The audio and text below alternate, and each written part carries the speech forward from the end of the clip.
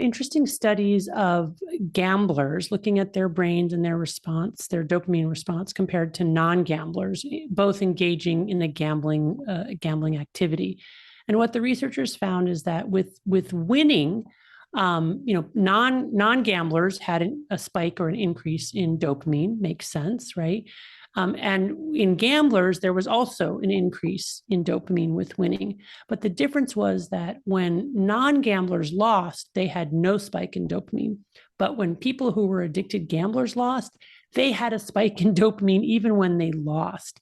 And in fact, the biggest spike in dopamine for addicted gamblers was when the odds of winning and the odds of losing were equal, which is to say at the point of maximal uncertainty, that's when addicted gamblers get the most, dopamine or reinforcement, which speaks to this phenomenon of loss chasing. If you talk to addicted gamblers who are very far in their disease, what they'll describe is that, yes, on some surface level, the goal is to win, but really the goal is to be in that altered state of gambling.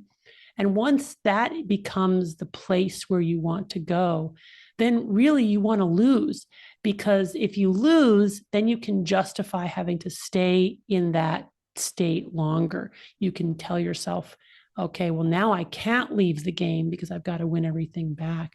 Whereas if you win, the narrative should be, well, now it's time for me to stop. But of course, an addicted gambler doesn't do that.